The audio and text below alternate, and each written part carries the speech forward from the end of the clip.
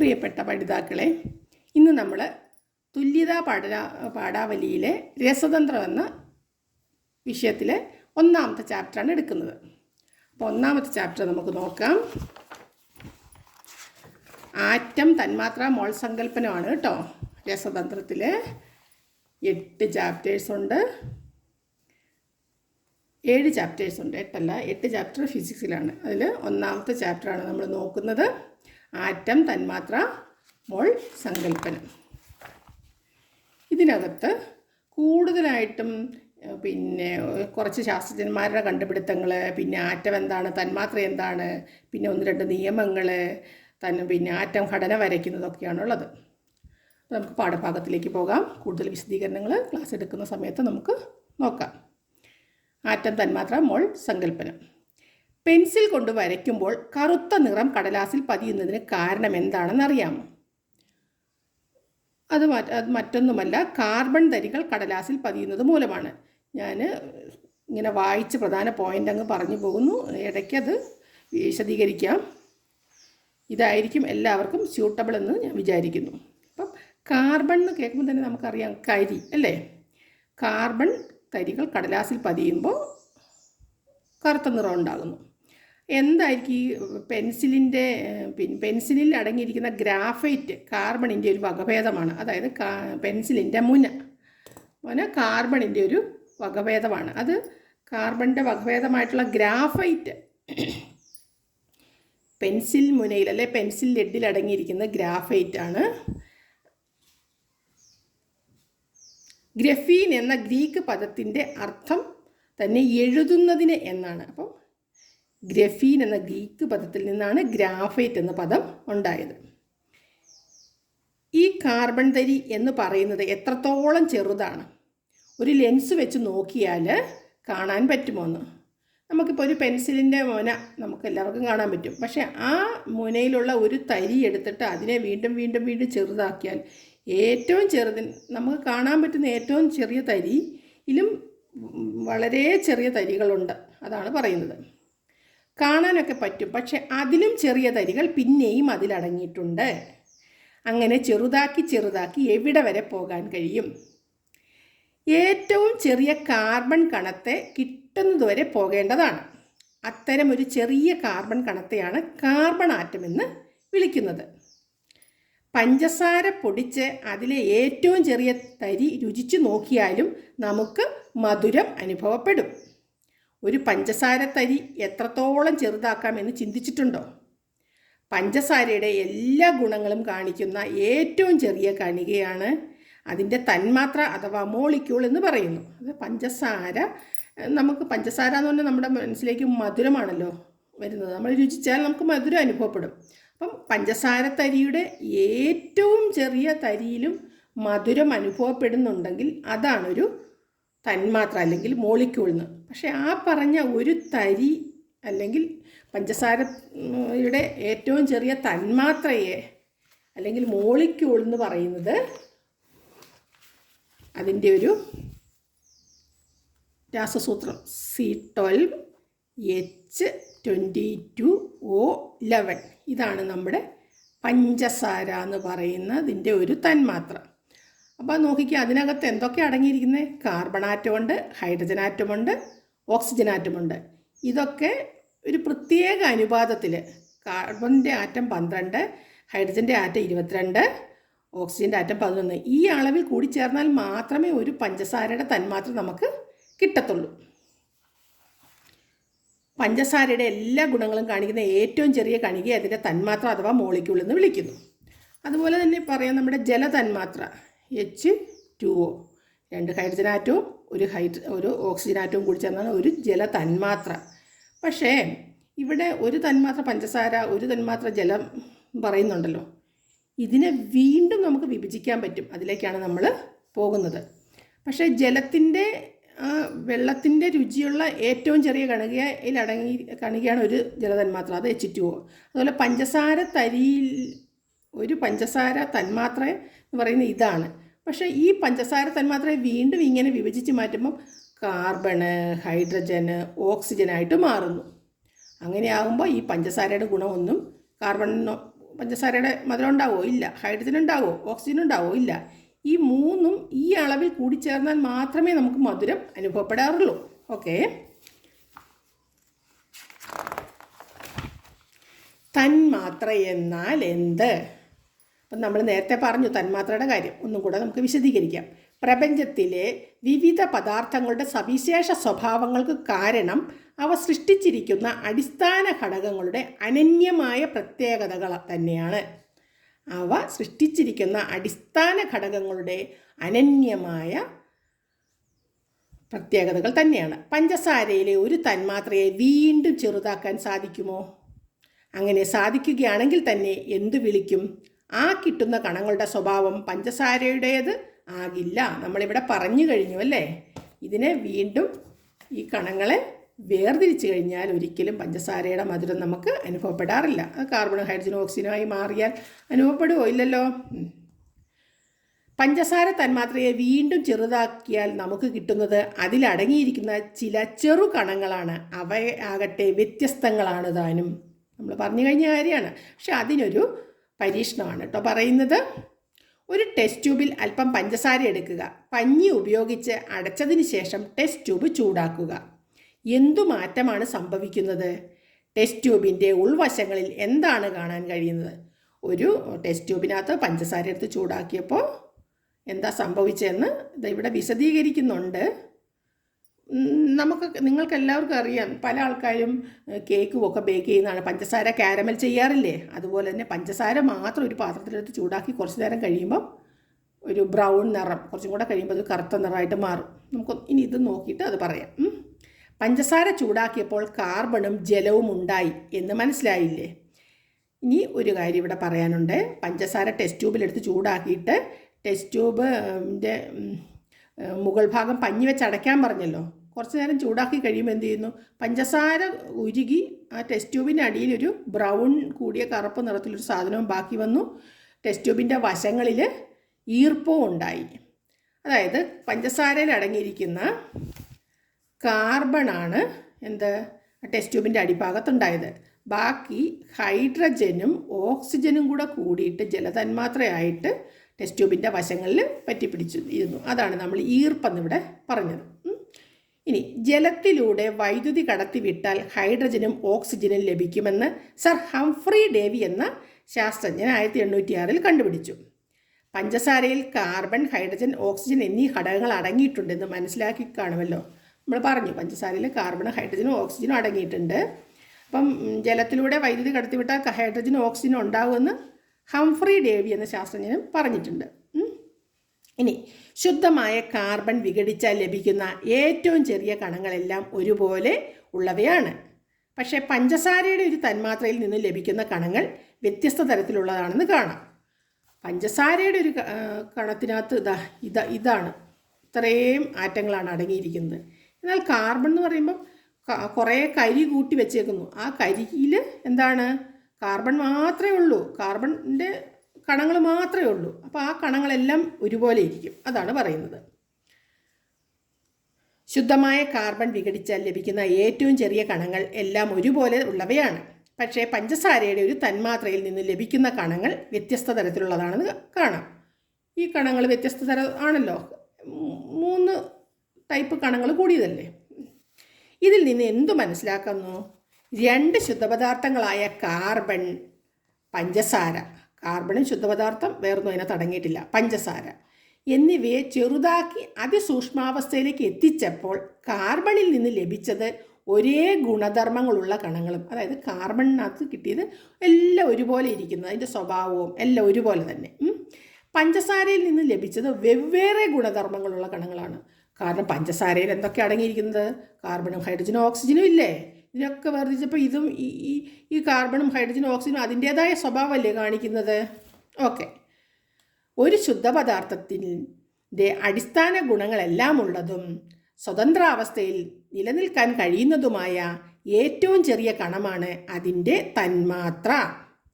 ശുദ്ധപദാർത്ഥമാണ്, എല്ലാ ഗുണങ്ങളും ഉണ്ടാകും, സ്വതന്ത്രാവസ്ഥയിൽ നിൽക്കാൻ കഴിയുന്നതുമായ ഏറ്റവും ചെറിയ കണം. അത് പഞ്ചസാരയുടെ മധുരമുള്ള ഏറ്റവും ചെറിയ കണമാണ് പഞ്ചസാരയുടെ തന്മാത്ര. ഒരു ശുദ്ധപദാർത്ഥത്തിൻ്റെ തന്മാത്രകളെല്ലാം ഒരുപോലെ ഇരിക്കും. പഞ്ചസാരയുടെ തന്മാത്രകളെല്ലാം C12 22O11 എന്ന രീതിയിലാണല്ലോ ഉള്ളത്. അതെല്ലാം ഒരുപോലെ ഇരിക്കും. അപ്പം തന്മാത്രകൾ നിർമ്മിച്ചിരിക്കുന്ന ചെറു ഘടകങ്ങളെ ആറ്റങ്ങൾ എന്ന് വിളിക്കുന്നു. ഇമ്പോർട്ടൻ്റ് ആണ് കേട്ടോ.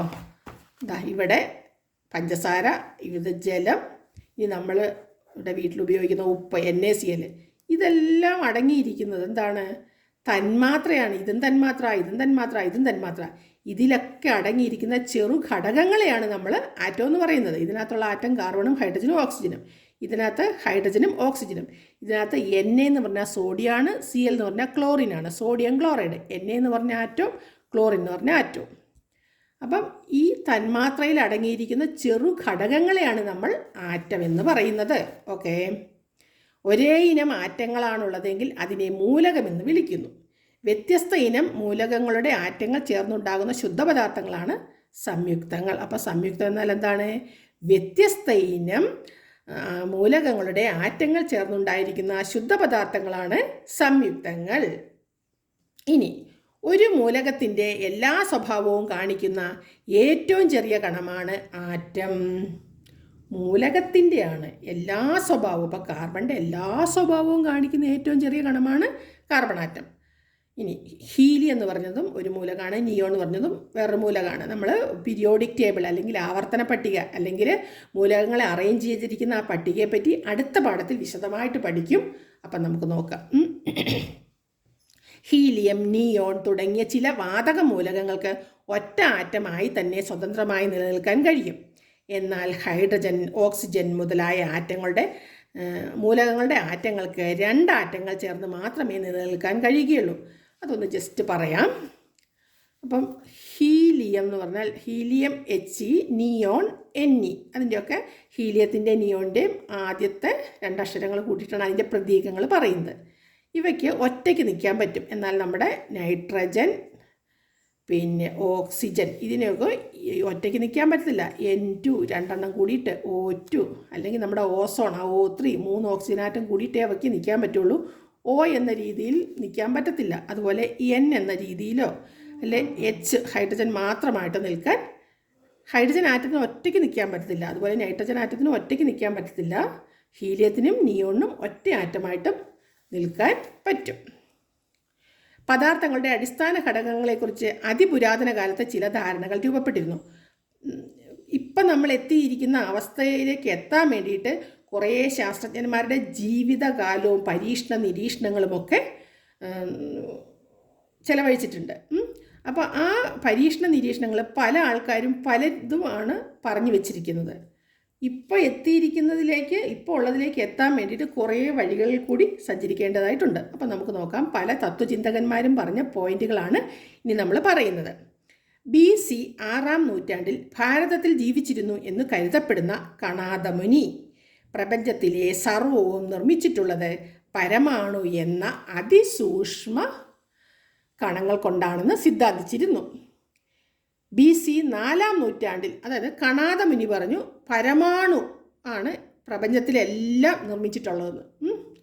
എന്നാൽ അടുത്ത വേറൊരാൾ പറയുന്നതാണ് BC 4-ാം നൂറ്റാണ്ടിൽ ഗ്രീക്ക് തത്വചിന്തകനായ ലൂസിപ്പസും ഡെമോക്രീറ്റസും പ്രപഞ്ചമുണ്ടായിട്ടുള്ളത് അതിസൂക്ഷ്മ കണങ്ങളായ ആറ്റങ്ങൾ കൊണ്ടാണെന്ന് സമർത്ഥിച്ചു.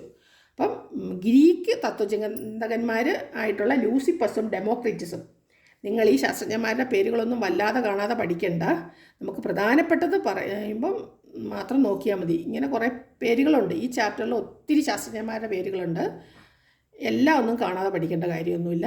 പിന്നെ കൂടുതലായിട്ട് അറിയണമെന്ന് ആഗ്രഹമുള്ളവർ പഠിച്ചു വെച്ചോളുക. ഓക്കെ, ഇനി ഗ്രീസിൽ ജീവിച്ചിരുന്ന തത്വചിന്തകരായ പ്ലേറ്റോയും അരിസ്റ്റോട്ടിലും അണുസിദ്ധാന്തങ്ങളെ അംഗീകരിച്ചിരുന്നില്ല. ഇവർ പറഞ്ഞതൊന്നും ഈ പ്ലേറ്റോയും അരിസ്റ്റോട്ടിലും പിന്നെ അംഗീകരിച്ചില്ല. അവർ പറഞ്ഞ എന്താണെന്ന് വെച്ചാൽ മണ്ണ്, വായു, ജലം, അഗ്നി എന്നീ ചതുർമൂലകങ്ങൾ കൊണ്ടാണ് പ്രപഞ്ചം സൃഷ്ടിച്ചിരിക്കുന്നതെന്നാണ് അവർ പറഞ്ഞത്. അത് അവരുടെ വാദമാണ്. ഓരോരുത്തരുടെ വാദങ്ങളും പിന്നെ അവരുടെയൊക്കെ സിദ്ധാന്തങ്ങളും ഒക്കെയാണ് നമ്മൾ നോക്കുന്നത്. BC 1-ാം നൂറ്റാണ്ടിൽ റോമിൽ ജീവിച്ചിരുന്ന ലുക്രീഷ്യസ് പദാർത്ഥങ്ങൾ അവിഭാജ്യ കണങ്ങളാൽ നിർമ്മിതമാണെന്ന് ആശയം മുന്നോട്ട് വെച്ചു. ഇനി പുരാതന ഭാരതത്തിൽ നിലനിന്നിരുന്ന പഞ്ചഭൂത സിദ്ധാന്തമനുസരിച്ച് മണ്ണ്, വായു, ജലം, അഗ്നി, ആകാശം എന്നീ പഞ്ചഭൂതങ്ങളാൽ നിർമ്മിതമാണ് പ്രപഞ്ചമെന്ന്. മണ്ണ്, വായു, ജലം, അഗ്നി, ആകാശം, ആ പഞ്ചഭൂതങ്ങളാൽ നിർമ്മിതമാണ് പ്രപഞ്ചം എന്നാണ് പണ്ടത്തെ ഭാരതീയർ പറഞ്ഞുകൊണ്ടിരുന്നത്. ഈ വാദഗതികളെല്ലാം തന്നെ തത്വചിന്താപരമായിരുന്നു. യാതൊരു ശാസ്ത്രീയ അടിത്തറയും ഇവയ്ക്കുണ്ടായിരുന്നില്ല. ആദ്യകാലങ്ങളിൽ മുന്നോട്ട് വെച്ച അണുസിദ്ധാന്തങ്ങളിൽ മിക്കവയും പിൽക്കാലത്തുണ്ടായ ശാസ്ത്രീയ പരീക്ഷണങ്ങളുടെ മുന്നിൽ അപ്രസക്തങ്ങളായി. അതാണ് ഞാൻ നേരത്തെ പറഞ്ഞത്. ഇന്ന് നമ്മൾ കണ്ടെത്തിയിരിക്കുന്ന കാര്യങ്ങളിലേക്ക് കുറേ ആൾക്കാരുടെ പരീക്ഷണ നിരീക്ഷണങ്ങളുണ്ട്. പക്ഷേ ആ പരീക്ഷണ നിരീക്ഷണങ്ങളിൽ പലതും തെറ്റായിരുന്നു. അതാണ് പറയുന്നത്. ഇനി അടുത്തത് ദ്രവ്യ സംരക്ഷണ നിയമം എന്താണെന്ന് നോക്കാം. ഒരു പരീക്ഷണമാണ് കേട്ടോ പറയുന്നത്. ആ പരീക്ഷണം കഴിഞ്ഞിട്ട് ആ നിയമത്തിലേക്ക് നമ്മൾ എത്തുന്നു. ഒരു പരീക്ഷണം ചെയ്തു നോക്കാം. ആവശ്യമായ സാമഗ്രികൾ: ബേരിയം ക്ലോറൈഡ്, സോഡിയം സൾഫേറ്റ്, ജലം, കോണിക്കൽ ഫ്ലാസ്ക്, ചെറിയ ടെസ്റ്റ് ട്യൂബ്. ഇനി ടെസ്റ്റ് ട്യൂബിലേക്ക് ബേരിയം ക്ലോറൈഡും സോഡിയം സൾഫേറ്റും വെവ്വേറെ പാത്രങ്ങളിൽ ജലത്തിൽ ലയിപ്പിച്ച് ലായനി തയ്യാറാക്കുക. 2 ലായനികളുടെയും ആകെ മാസ് ഒരു ഇലക്ട്രോണിക് ത്രാസിൻ്റെ സഹായത്തോടെ കണ്ടുപിടിച്ച് രേഖപ്പെടുത്തുക. അതിനുശേഷം 2 ലായനികളും തമ്മിൽ കലർത്തുക. എന്ത് സംഭവിക്കുന്നു? ലായനികൾ തമ്മിൽ കലർത്തിയതിന് ശേഷമുള്ള മാസ് കണ്ടുപിടിക്കുക. ഇവിടെ എന്താണെന്ന് വെച്ചാൽ 2 ടെസ്റ്റ് ട്യൂബിൽ നമ്മൾ എന്താ പറഞ്ഞത്, ബേരിയം ക്ലോറൈഡും സോഡിയം സൾഫേറ്റും വേറെ വേറെ ടെസ്റ്റ് ട്യൂബിലെടുത്തു. എന്നിട്ട് അത് കുറച്ച് വെള്ളം ഒഴിച്ച്, ഒരേ അളവ് വെള്ളം ഒഴിച്ച്, 2ലും എടുക്കുന്ന അളവും അതിലൊഴിക്കുന്ന വെള്ളവും ഒക്കെ ഒരേ അളവായിരിക്കും. എടുത്തിട്ട് ലയിപ്പിച്ചിട്ട് ലായനി തയ്യാറാക്കി. 2 ലായനികളുടെ ആകെ ഭാരം നമ്മൾ രണ്ടും സെപ്പറേറ്റ് തൂക്കിയിട്ട് ആകെ ഭാരം കണ്ടുപിടിക്കുക. എന്നിട്ട് എന്ത് ചെയ്യുക? 2 ലായനി തമ്മിൽ കൂട്ടി യോജിപ്പിച്ച് ഒരു ടെസ്റ്റ് ട്യൂബിൽ എടുക്കുക. അപ്പോൾ രണ്ടും കൂടെ കൂട്ടി യോജിപ്പിച്ച് കഴിഞ്ഞപ്പം അതിനകത്ത് ചില പരീക്ഷണങ്ങൾ നടന്നിട്ട് അവിടെ എന്തോ സംഭവിക്കുന്നുണ്ട്, അത് നമുക്ക് പറയാം. എന്നിട്ട് എന്ത് ചെയ്യുക? അതും തൂക്കി നോക്കുക. അപ്പോൾ ആദ്യം സെപ്പറേറ്റ് എടുത്ത് തൂക്കിയിട്ട് കൂട്ടിയതിൻ്റെ അത്രയും തുല്യമായിരിക്കുക ഒന്നിച്ചു കൂട്ടിയിട്ട് തൂക്കിയതെന്നാണ് നോക്കുന്നത്. ഇത് പറയാം, ജസ്റ്റ് ഇങ്ങോട്ട് പോട്ടെന്നിട്ട്. ലായനികൾ തമ്മിൽ കലർത്തിയപ്പോൾ ഒരു വെളുത്ത അവശിപ്തം രൂപപ്പെട്ടു.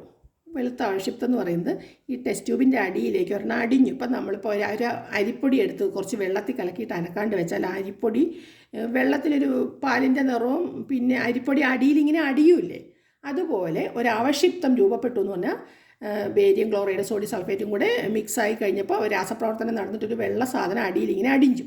അതാണ് അവശിപ്തം. രാസപ്രവർത്തനം നടന്നതിൻ്റെ തെളിവായി ഇതിനെ കാണാം. ആദ്യം എടുത്ത പോലെ തന്നെ ഇരുന്നിരുന്നെങ്കിൽ അവിടെ രാസപ്രവർത്തനം നടന്നിട്ടില്ല. പക്ഷേ ഒരു വെളുത്ത അവശിപ്തം കിട്ടിയപ്പം നമുക്ക് മനസ്സിലാക്കാം അവിടെ എന്തോ ഒരു പ്രവർത്തനം നടന്നു അല്ലേ. രാസപ്രവർത്തനത്തിന് മുൻപുള്ള ലായനിയുടെ ആകെ മാസും രാസപ്രവർത്തനത്തിന് ശേഷം ഉള്ള മാസും തുല്യമാണെന്ന് കാണാം. ഞാൻ പറഞ്ഞല്ലോ, ആദ്യം 2 ടെസ്റ്റ് ട്യൂബുകളിൽ വേറെ വേറെ എടുത്ത ലായനി തൂക്കി കൂട്ടി നോക്കുക. പിന്നെ രണ്ടും കൂടെ ഒന്നിച്ചാക്കിയിട്ട് ഒരു ടെസ്റ്റ് ട്യൂബിലേക്ക് ഒഴിച്ചിട്ട് അതിനകത്ത് വെളുത്ത അവശിപ്തം ഉണ്ടായി കഴിഞ്ഞിട്ടും അത് മൊത്തം തൂക്കി നോക്കുക. അപ്പം ആദ്യം തൂക്കിയ അളവും രണ്ടാമത് പരീക്ഷണം നടന്നു കഴിഞ്ഞ് തൂക്കിയ അളവും തുല്യമാണെന്ന് നമുക്ക് മനസ്സിലാകും. ഇതിൽ നിന്ന് എന്താണ് അനുമാനിക്കാമെന്ന് നോക്കാം. ഈ പരീക്ഷണം പറഞ്ഞ എന്തിനാണെന്നോ, ആദ്യമെടുത്ത ലായനിയുടെ തൂക്കവും രണ്ടാമതുണ്ടായതിൻ്റെ തൂക്കവും തമ്മിൽ സ്ഥിരമാണ്, തുല്യമാണ്. അത് വെച്ചിട്ടാണ് നമ്മൾ ദ്രവ്യ സംരക്ഷണ നിയമം പറയുന്നത്. അതിലേക്ക് എത്തുവാണ്. ഇത്തരം പരീക്ഷണങ്ങൾ നടത്തി ആൻറ്റോയിൻ ലാവോസി എന്ന ഫ്രഞ്ച് ശാസ്ത്രജ്ഞൻ 1774 ദ്രവ്യ സംരക്ഷണ നിയമം ആവിഷ്കരിച്ചു. അപ്പോൾ ആ ദ്രവ്യ സംരക്ഷണ നിയമമാണ് ഇത് ഇമ്പോർട്ടൻ്റ് ആണ് കേട്ടോ. ഏതൊരു രാസപ്രവർത്തനത്തിലും അഭികാരകങ്ങളുടെയും ഉൽപ്പന്നങ്ങളുടെയും ആകെ മാസ് തുല്യമായിരിക്കുമെന്ന് സാരം. അതൊന്നും കൂടെ വിശദീകരിക്കുകയാണ്. ഒരു രാസപ്രവർത്തനത്തിൽ ദ്രവ്യം നിർമ്മിക്കപ്പെടുകയോ നശിപ്പിക്കപ്പെടുകയോ ചെയ്യുന്നില്ല. അപ്പം നിങ്ങൾക്കിവിടെ അഭികാരകം എന്താ ഉൽപ്പന്നം എന്താണെന്നൊരു സംശയം വരും അല്ലേ. അപ്പോൾ ഇത് ഒന്ന് ഇമ്പോർട്ടൻ്റ് ആണ്. ഏതൊരു രാസപ്രവർത്തനത്തിലും അഭികാരകങ്ങളുടെയും ഉൽപ്പന്നങ്ങളുടെയും ആകെ മാസ് തുല്യമായിരിക്കും. നമ്മൾ അഭികാരകം എന്താണ് ഉൽപ്പന്നം എന്താണെന്നൊക്കെ വഴിയെ പഠിക്കും. എന്നാലും നിങ്ങളുടെ മനസ്സിലെ സംശയം മാറ്റാൻ വേണ്ടിയിട്ട് ഞാൻ ജസ്റ്റ് ഒന്ന് പറയാം.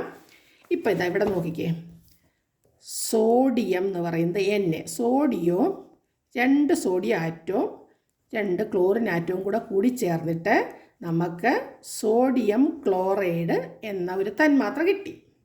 2 തന്മാത്രയാണ്, 2 സോഡിയം 2 ക്ലോറിനും കൂടി ചേരുമ്പോൾ 2 സോഡിയം ക്ലോറൈഡിൻ്റെ തന്മാത്ര. ഈ ആരോ മാർക്കിൻ്റെ ഇടതുവശത്തുള്ളത് അഭികാരകങ്ങൾ. അതായത് രാസപ്രവർത്തനത്തിൽ പങ്കെടുക്കുന്നത് ആരൊക്കെയാണോ അവയെ അഭികാരകങ്ങളെന്നും, രാസപ്രവർത്തന ഫലമായി നമ്മൾക്ക് കിട്ടിയിരിക്കുന്നത് ഈ പ്രവർത്തന ഫലമായി ഉണ്ടായ ഉൽപ്പന്നമല്ലേ, ഇതിനെ ഉൽപ്പന്നമെന്നും പറയുന്നു. ഉൽപ്പന്നം. അതായത് ഏറ്റവും എളുപ്പത്തിൽ പറയാൻ പറ്റും, ആരോ മാർക്കിൻ്റെ ഇടതുവശത്തുള്ളത് അഭികാരകങ്ങളും വലതുവശത്തുള്ളത് ഉൽപ്പന്നങ്ങളുമാണെന്ന്. അപ്പോൾ അഭികാരകവും ഉൽപ്പന്നം എന്താണെന്നുള്ളത് വിശദീകരിച്ച് നമ്മൾ പിന്നീട് പഠിക്കും. എന്നാലും നിങ്ങളുടെ ഈ ഒരു വാക്ക് ഇവിടെ വന്നതുകൊണ്ട് അതെന്താണെന്ന് പറയാൻ വേണ്ടിയിട്ടാണ്. ഇനി നമുക്കിത് ഇങ്ങോട്ടേക്ക് പോകാം. ഈ ആൻഡോയിൽ ലാവോസിയ ഇങ്ങനെ കോളങ്ങളിൽ കൊടുത്തിരിക്കുന്നത് നിങ്ങൾക്ക് കൂടുതൽ അറിവ് കിട്ടാൻ വേണ്ടിയിട്ട് വായിച്ച് മനസ്സിലാക്കാനാണ്. എന്നാലും ജസ്റ്റ് ഒന്ന് വായിച്ചു പോകാം. ഈ ആൻഡോയിൽ ലാവോസിയ ആണല്ലോ നേരത്തെ പരീക്ഷണം ചെയ്തത്, ദ്രവ്യ സംരക്ഷണ നിയമം പറഞ്ഞത്. അപ്പം നമുക്ക് നോക്കാം. ലാവോസിയെ 1743 ഓഗസ്റ്റ് 26 ഫ്രാൻസിൽ ജനിച്ചു. ശാസ്ത്രീയ പരീക്ഷണ വിശകലനത്തിൻ്റെ പിൻബലത്തിലൂടെ ആധുനിക രസതന്ത്ര തത്വങ്ങൾ പലതും രൂപപ്പെടുത്തുന്നതിൽ പ്രധാന പങ്ക് വഹിച്ചതുകൊണ്ട് അദ്ദേഹത്തെ ആധുനിക രസതന്ത്രത്തിൻ്റെ പിതാവെന്ന് വിശേഷിപ്പിച്ചു. ആധുനിക രസതന്ത്രത്തിൻ്റെ പിതാവെന്ന് വിശേഷിപ്പിച്ചു. അപ്പോൾ ആധുനിക രസതന്ത്രത്തിൻ്റെ പിതാവ് ആൻഡോയിൻ ലാവോസിയെ. ലാവോസിയെ എന്ന് എഴുതിയാലും മതി, മുഴുവൻ പേരാണ് ആൻഡോയിൻ ലാവോസിയെ. ജ്വലനത്തെ സംബന്ധിച്ചും ജ്വലനത്തിൽ ഓക്സിജൻ്റെ ഇടപെടലിനെക്കുറിച്ചും ഉണ്ടായിരിക്കുന്ന പല അബദ്ധധാരണകളും മാറ്റാൻ കഴിഞ്ഞത് ലാവോസിയയുടെ പ്രധാന സംഭാവനയെ കരുതുന്നു.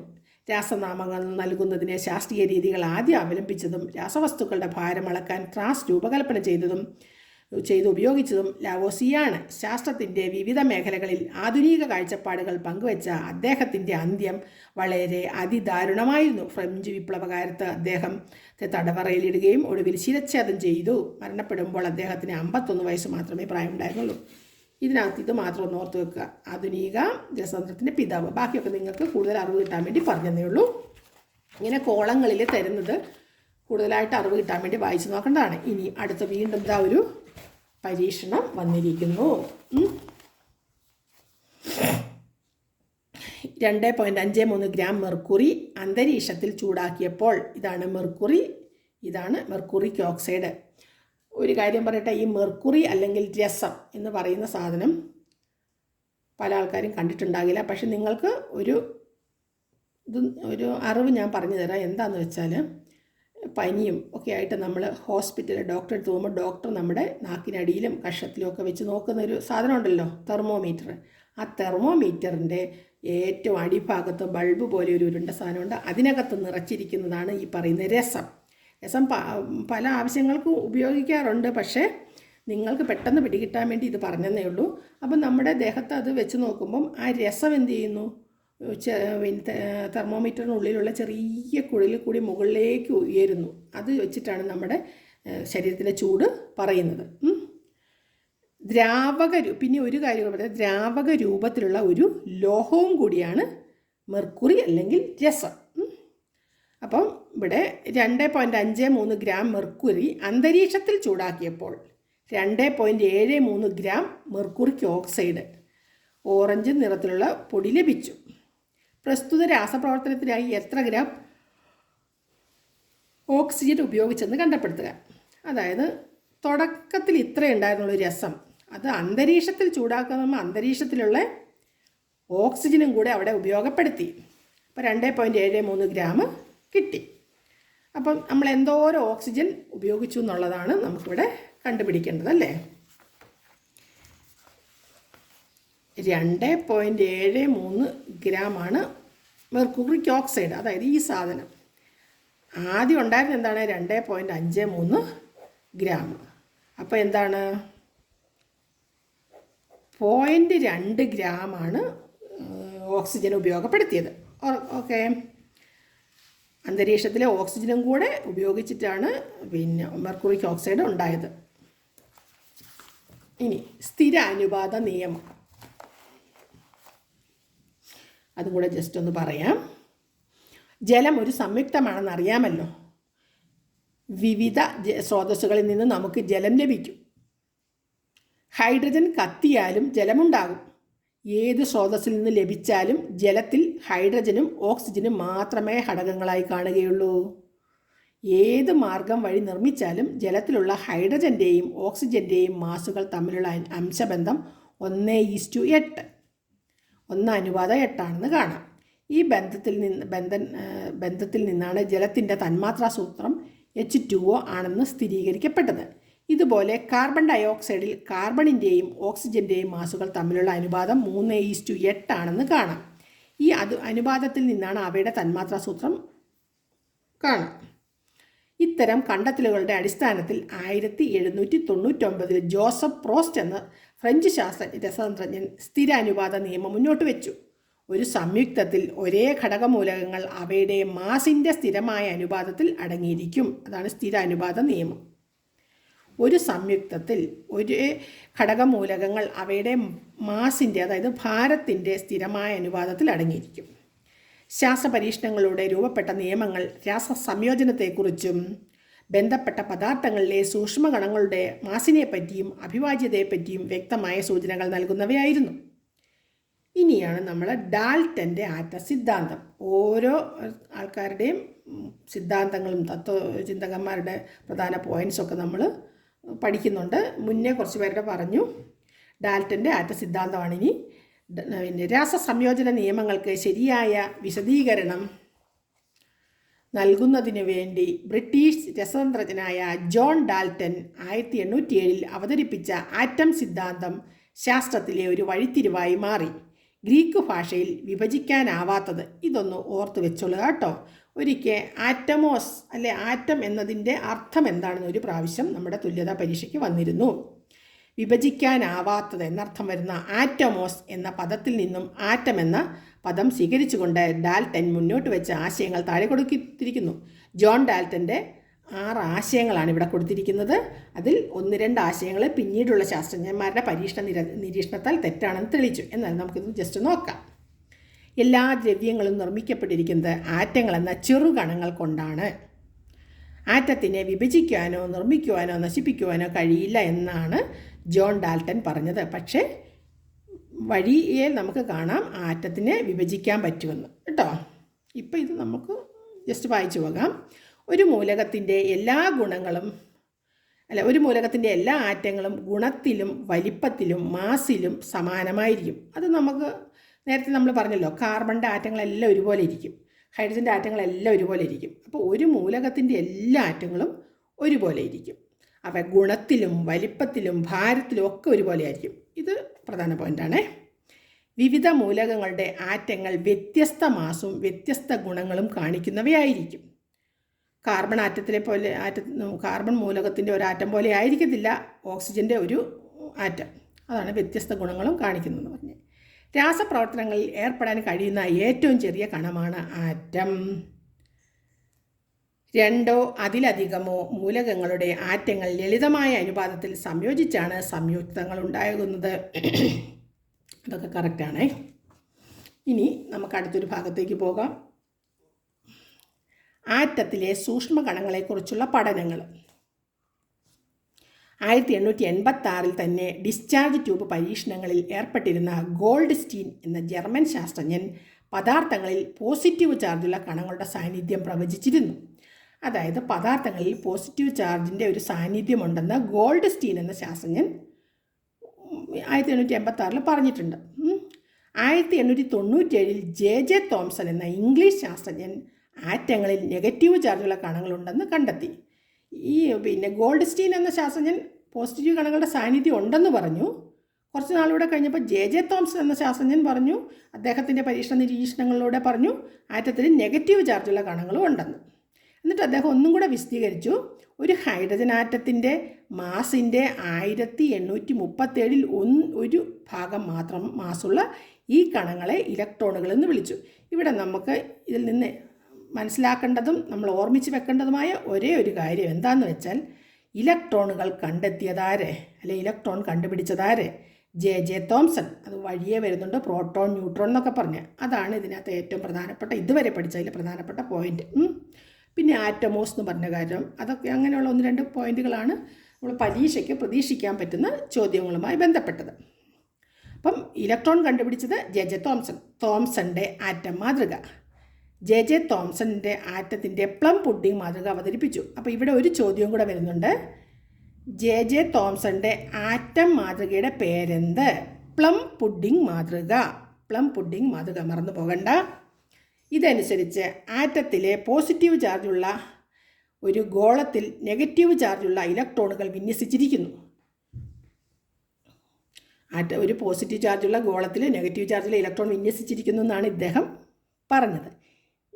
ഇനി അങ്ങോട്ടേക്ക് അതിൻ്റെ യഥാർത്ഥ രൂപത്തിലേക്ക് നമ്മൾ എത്താൻ പോകുന്നേ ഉള്ളൂ. ഗോളത്തിൻ്റെ ആകെ പോസിറ്റീവ് ചാർജുകളുടെയും ഇലക്ട്രോണുകളുടെ നെഗറ്റീവ് ചാർജുകളുടെയും എണ്ണം തുല്യമായിരിക്കും. അതിനാൽ ആറ്റം വൈദ്യുതപരമായി ന്യൂട്രലാണ്. അതായത് ഒരു ആറ്റത്തിനകത്തുള്ള പോസിറ്റീവ് ചാർജിൻ്റെയും നെഗറ്റീവ് ചാർജിൻ്റെയും എണ്ണം തുല്യമായിരിക്കുന്നു. 10 പോസിറ്റീവ് ചാർജ് ഉണ്ട്, 10 നെഗറ്റീവ് ചാർജ് ഉണ്ടായിരിക്കും എന്നാണ് ഇദ്ദേഹം പറഞ്ഞു വെച്ചത്. നമുക്ക് നോക്കാം. പോസിറ്റീവ് ചാർജുള്ള ഭാഗം, നെഗറ്റീവ് ചാർജുള്ള ഭാഗം, ഇതാണ് അന്നത്തെ കണ്ടുപിടുത്തം. ഇനി ഇങ്ങോട്ട് വരുമ്പം നമ്മൾ ശരിക്കുമുള്ള ആറ്റം മാതൃകയിലേക്ക് പോകുന്നുണ്ട്. ഇനി ഇത് ആറ്റത്തിൻ്റെ പ്ലം പുഡിംഗ് മാതൃകയാണ്. ഇനി റുദർഫോർഡിൻ്റെ ആറ്റം മാതൃക. അപ്പം നമ്മൾ നേരത്തെ പറഞ്ഞു ഗോൾഡ്സ്റ്റീനാണ് ഒരു സംശയം പറഞ്ഞു വെച്ചു, പോസിറ്റീവ് ചാർജ് ഉണ്ടെന്ന്. സംശയമല്ല, ഉണ്ടെന്ന് പറഞ്ഞു. പക്ഷേ അത് യഥാർത്ഥത്തിൽ അത് പരീക്ഷണങ്ങളിലൂടെ കണ്ടുപിടിച്ച ആളാണ് റുദർഫോർഡ്. 1911 ഏണസ്റ്റ് റുദർഫോർഡ് എന്ന ശാസ്ത്രജ്ഞൻ വളരെ നേർത്ത ഗോൾഡ് തകിടിൽ ആൽഫ കണങ്ങൾ പതിപ്പിച്ചു നടത്തിയ പരീക്ഷണങ്ങൾ ആറ്റത്തിൻ്റെ ഘടനയെക്കുറിച്ചും കൂടുതൽ വ്യക്തത ഉണ്ടാക്കാൻ സഹായിച്ചു. റേഡിയോ ആക്റ്റീവതയുള്ള പദാർത്ഥങ്ങളിൽ നിന്ന് പുറത്തു വരുന്ന അതിവേഗത്തിൽ സഞ്ചരിക്കുന്ന രശ്മികളാണ് ആൽഫ കണങ്ങൾ. ആൽഫ ബീറ്റ ഗാമ എന്ന് കേട്ടിട്ടുണ്ടല്ലോ അല്ലേ? അത് റേഡിയോ ആക്റ്റീവതയുള്ള പദാർത്ഥങ്ങളിൽ നിന്ന് പുറത്തു വരുന്ന കണങ്ങളാണ്. ഇനി ആൽഫ കണത്തിന് 2 യൂണിറ്റ് പോസിറ്റീവ് ചാർജും ഉള്ള അവയെ ഒരു നേർത്ത ഗോൾഡ് തകിടിൽ കൂടി കടത്തിവിട്ട് ആൽഫ കണങ്ങളുടെ പാതയിൽ ഉണ്ടാകുന്ന വ്യതിയാനങ്ങൾ മനസ്സിലാക്കാനാണ് റുദർഫോർഡ് ശ്രമിച്ചത്. അത് ഗോൾഡ് തകിടിൽ നിന്ന് സ്വർണത്തിൻ്റെ ഒരു തകിടിൽ കൂടി ആൽഫ കണങ്ങളെ കടത്തിവിട്ടപ്പോൾ എന്താണ് സംഭവിച്ചതെന്നാണ് പറയുന്നത്. ഭൂരിഭാഗം ആൽഫ കണങ്ങളും ഗോൾഡ് തകിടിലൂടെ യാതൊരു വ്യതിയാനവുമില്ലാതെ മറുവശത്തേക്ക് പോയി. ചില ആൽഫ കണങ്ങൾ ഗോൾഡ് തകിടിൽ തട്ടിയപ്പോൾ ഇവിടെ തട്ടിയിട്ട് നേർരേഖയിൽ നിന്ന് ചെറിയ കോണളവിൽ അത് തിരിച്ചുപോയി, തട്ടിയിട്ട് തിരിച്ചങ്ങ് പോയി. വളരെ കുറച്ച് ആൽഫ കണങ്ങൾ മാത്രം ഗോൾഡ് തകിടിൽ തട്ടി നേരെ തിരിച്ചു മടങ്ങി. കുറച്ചെണ്ണം തട്ടിയിട്ട് നേരെ തിരിച്ച് പോയി. മേൽപ്പറഞ്ഞ നിരീക്ഷണങ്ങളിൽ നിന്നാണ് റുദർഫോർഡ് പുതിയ ആറ്റം മാതൃക നിർദ്ദേശിച്ചത്. എന്തൊക്കെയായിരുന്നു അദ്ദേഹത്തിൻ്റെ അനുമാനങ്ങൾ? പുതിയ ആറ്റം മാതൃക നിർദ്ദേശിക്കാൻ വേണ്ടിയാണ് അദ്ദേഹം ഈ പരീക്ഷണങ്ങളൊക്കെ നടത്തിയത്. ആറ്റത്തിൻ്റെ ഉൾഭാഗം കൂടുതലും ശൂന്യമായതുകൊണ്ടാണ് ഭൂരിഭാഗം ആൽഫ കണങ്ങളും യാതൊരു വ്യതിയാനവുമില്ലാതെ ഗോൾഡ് തകിടിലൂടെ കടന്നുപോയത്. ആറ്റത്തിൻ്റെ ഉൾഭാഗം ശൂന്യമായതുകൊണ്ട്, പൂർണ്ണമായെന്നല്ല, കുറച്ചൊക്കെ. പോസിറ്റീവ് ചാർജുള്ള ആൽഫ കണങ്ങളിൽ ചിലത് ആറ്റത്തിലെ പോസിറ്റീവ് ചാർജുള്ള ഭാഗങ്ങളിൽ തട്ടി സമീപത്തായി കടന്നുപോയപ്പോൾ വികർഷണം, അതായത് ചിലത് തട്ടിയിട്ട് തിരിച്ചു പോയെന്ന് പറഞ്ഞില്ലേ, അതാണ് ചെറിയ കോണളവിൽ വ്യതിചലിച്ചത്. ഇനി ഇത്രയും പരീക്ഷണങ്ങളിലും ഏറ്റവും പ്രധാനപ്പെട്ട പോയിന്റ് ഇവിടെയാണ് കേട്ടോ. പരീക്ഷണങ്ങളൊന്നും പറഞ്ഞതേ ഉള്ളൂ, നമുക്ക് ചെയ്ത് കാണിക്കാൻ പറ്റുന്നൊരു അവസ്ഥയല്ലല്ലോ. ആറ്റത്തിലെ മാസ് മുഴുവൻ കേന്ദ്രീകരിച്ചിരിക്കുന്നത് ആറ്റത്തിൻ്റെ മധ്യത്തിലാണെന്നും അവിടെയാണ് പോസിറ്റീവ് ചാർജുള്ള കണങ്ങൾ കേന്ദ്രീകരിച്ചിരിക്കുന്നത് എന്നും അനുമാനിച്ചു. ഈ കേന്ദ്രത്തെ ന്യൂക്ലിയസ് എന്ന് വിളിച്ചു. ഇവിടെയുള്ള ഒരു പ്രധാന പോയിന്റ്, ആറ്റത്തിൻ്റെ കേന്ദ്രത്തെ ന്യൂക്ലിയസ് എന്ന് വിളിച്ചു. അതാണ് പ്രധാനപ്പെട്ട പോയിന്റ്. ആറ്റത്തിൻ്റെ കേന്ദ്രത്തിനെ ന്യൂക്ലിയസ് എന്ന് വിളിച്ചു. ആറ്റത്തിൻ്റെ കേന്ദ്രം ന്യൂക്ലിയസ്, അത് പരീക്ഷയ്ക്ക് വന്നിട്ടുണ്ട്. ആറ്റത്തിൻ്റെ കേന്ദ്രം ഡാഷ് ആകുന്നു, ന്യൂക്ലിയസ്. അത് പഠിച്ചോളുക കേട്ടോ. അപ്പോൾ അടുത്തത്, ന്യൂക്ലിയസിൽ നേരിട്ട് മുട്ടുന്ന ആൽഫ കണങ്ങളുടെ എണ്ണം വളരെ കുറവാണെന്നും അവ വിപരീത ദിശയിൽ പ്രതിഫലിക്കുന്നുവെന്നും അദ്ദേഹം സിദ്ധാന്തിച്ചു. റുദർഫോർഡിൻ്റെ ആറ്റം ഘടനയെക്കുറിച്ചുള്ള സിദ്ധാന്തത്തെ സംക്ഷിപ്തമായി താഴെ വിവരിക്കുന്നു. റുദർഫോർഡിൻ്റെ പരീക്ഷണങ്ങളാണ് ഈ കൊടുത്തിരിക്കുന്നത്. ആറ്റത്തിന് ന്യൂക്ലിയസ് എന്ന കേന്ദ്രമുണ്ട്, അത് പ്രധാനപ്പെട്ടത്. ആറ്റത്തിൻ്റെ വലിപ്പവുമായി താരതമ്യം ചെയ്യുമ്പോൾ ന്യൂക്ലിയസിൻ്റെ വലിപ്പം വളരെ കുറവാണ്. ആറ്റം വലിയതാണെങ്കിൽ ന്യൂക്ലിയസ് അതിനകത്തൊരു കുഞ്ഞിത്, അത്രയേ ഉള്ളൂ. ആറ്റത്തിൻ്റെ പോസിറ്റീവ് ചാർജുള്ള മുഴുവൻ കണങ്ങളും ആറ്റത്തിൻ്റെ ഭൂരിഭാഗം മാസും ന്യൂക്ലിയസിൽ കേന്ദ്രീകരിച്ചിരിക്കുന്നു. അതായത് ആറ്റത്തിൻ്റെ പോസിറ്റീവ് ചാർജും അതിൻ്റെ ഭാരവും എല്ലാം നടുക്കുള്ള ന്യൂക്ലിയസിലാണ് കേന്ദ്രീകരിച്ചിരിക്കുന്നത്. നെഗറ്റീവ് ചാർജുള്ള ഇലക്ട്രോണുകൾ ന്യൂക്ലിയസിന് ചുറ്റും പ്രദക്ഷിണം ചെയ്യുന്നു. നെഗറ്റീവ് ചാർജുള്ള കണം ന്യൂക്ലിയസിന് പുറമെ പ്രദക്ഷിണം ചെയ്യുന്നു. ഇനി റുദർഫോർഡിൻ്റെ ആറ്റം മാതൃകയെ സൗരയൂഥ മാതൃക എന്ന് വിളിക്കുന്നു. ഇത് വളരെ ഇമ്പോർട്ടൻ്റ് ആണ്. അപ്പം നേരത്തെ നമ്മളിവിടെ പ്ലം പുഡിംഗ് മാതൃക പറഞ്ഞില്ലേ, ജെ തോംസൻ്റെ ആറ്റം മാതൃക, പ്ലം പുഡിംഗ് മാതൃക. റുദർഫോർഡിൻ്റെ ആറ്റം മാതൃക സൗരയൂഥ മാതൃക. ഇതും പരീക്ഷയ്ക്ക് വന്നിട്ടുള്ളതാണ്, സൗരയൂഥ മാതൃക. അതുകൊണ്ട് റുദർഫോർഡിൻ്റെ ആറ്റം മാതൃകയെ ഡാഷ് പേരിൽ അറിയപ്പെടുന്നു, സൗരയൂഥ മാതൃക. ഇനി റുദർഫോർഡിൻ്റെ ആറ്റം മാതൃകയുടെ പരിമിതികളുണ്ട്. റുദർഫോർഡിൻ്റെ ആറ്റം മാതൃക ശാസ്ത്രീയതത്വത്തിലെ ഒരു നാഴികക്കല്ലായിട്ടാണ് കരുതുന്നത്. എന്നിരിക്കലും പ്രസ്തുത മാതൃകയ്ക്ക് ചില പോരായ്മകളുണ്ട്. ന്യൂക്ലിയസിനെ വലം വയ്ക്കുന്ന നെഗറ്റീവ് ചാർജുള്ള ഇലക്ട്രോണുകൾ തുടർച്ചയായി ഊർജം നഷ്ടപ്പെടുത്തി ന്യൂക്ലിയസിൽ നിന്ന് വന്ന് പതിക്കുവാനുള്ള സാധ്യതയായിരുന്നു ഏറ്റവും വലിയ ന്യൂനത. ഇത് റുദർഫോർഡ് ആറ്റം മാതൃകയുടെ സ്ഥിരതയെ ചോദ്യം ചെയ്തു. അങ്ങനെ റുദർഫോർഡിൻ്റെ ആറ്റം മാതൃകയിലും ചില തെറ്റുകളൊക്കെ ഉണ്ടായിരുന്നു. അവസാനം ഇനി നമ്മൾ പഠിക്കാൻ പോകുന്നത് ബോർ ആറ്റം മാതൃകയാണ്. ബോറിൻ്റെ ആറ്റം മാതൃക നിങ്ങൾക്ക് വരയ്ക്കാനൊക്കെ ഉണ്ടാകും. ബോർ ആറ്റം മാതൃക ഇവിടെയൊക്കെ കുറേ കണ്ടില്ലേ, അതുപോലെയൊക്കെ വരയ്ക്കാനുണ്ടാകും. അപ്പം നമുക്കിനി അടുത്ത ക്ലാസ്, ഇതിന് ശേഷം അടുത്ത ക്ലാസ് ഭാഗം 1 ഭാഗം 2 എന്നും പറഞ്ഞ് ഞാൻ കൊടുക്കും. അപ്പം രസതന്ത്രം, ആറ്റം, തന്മാത്ര, മോൾ സങ്കല്പനം ഭാഗം 1 ഇപ്പോൾ കഴിഞ്ഞത്. അടുത്ത ഭാഗം 2 എന്ന് പറഞ്ഞ് ഇതിന് ശേഷമുള്ളത് വരും. ഓക്കെ, എല്ലാവരും നന്നായിട്ട് പഠിക്കുക. All the best. ഒരു കാര്യം കൂടെ പറയാനുണ്ട്. ഓരോ ചാപ്റ്ററിൻ്റെയും ക്വസ്റ്റ്യൻ ആൻസറുകൾ ഇതിന് മുന്നേ ഉള്ള വീഡിയോസിൽ ഞാൻ ഇട്ടിട്ടുണ്ട്. കഴിഞ്ഞ വർഷത്തെ പഠിതാക്കൾക്ക് വേണ്ടി ക്വസ്റ്റ്യൻ ആൻസർ ഇട്ടിട്ടുണ്ട്. അപ്പോൾ നിങ്ങൾ ഈ ചാപ്റ്റർ കഴിയുമ്പം ഇതുമായി ബന്ധപ്പെട്ട ക്വസ്റ്റ്യൻ ആൻസർ എല്ലാം നോക്കുക. ഓരോ പാഠത്തിൻ്റെയും പേരും കൊടുത്തിട്ട് അതുമായി ബന്ധപ്പെട്ട പ്രധാന ചോദ്യോത്തരങ്ങൾ എന്ന് പറഞ്ഞാണ് കൊടുത്തിരിക്കുന്നത്. അപ്പോൾ എല്ലാവരും നന്നായിട്ട് പഠിക്കുക. All the best. Okay, thank you.